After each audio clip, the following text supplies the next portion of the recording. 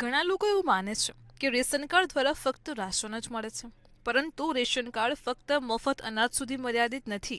જી હા, એવી ઘણી સરકારી યોજનાઓ છે જે રેશન કાર્ડ દ્વારા મેળવી શકાય છે, જેના વિશે અમે તમને જણાવીશું. ભારત સરકારની મફત રાશન યોજના હેઠળ દેશના 90 કરોડથી વધારે લોકોને રાશન પૂરું પાડવામાં આવી રહ્યું છે. અંતર્ગત સરકાર બીપીએલ કાર્ડ ધારકોને રાશન અને મસાલા પૂરા પાડે છે, જેનાથી નીચલા વર્ગના લોકોના ખોરાકમાં પોષણનું સ્તર સુધરશે. પરંતુ જો તમારી પાસે રેશન કાર્ડ છે તો તમે ઘણી સરકારી યોજનાઓનો લાભ પણ મેળવી શકો છો. જેમ કે ખેડૂતો રેશન કાર્ડના આધારે પાક વીમા માટે પણ અરજી કરી શકે છે. તે જ સમયે જે મહિલાઓ પાસે ગેસ સિલિન્ડર નથી, તેઓ પણ રેશન કાર્ડ દ્વારા પ્રધાનમંત્રી ઉજ્જવલા યોજના હેઠળ અરજી કરી શકે છે. સરકાર દેશના નીચલા વર્ગના લોકોના જીવનને સુધારવા માટે ઘણી યોજનાઓ ચલાવે છે.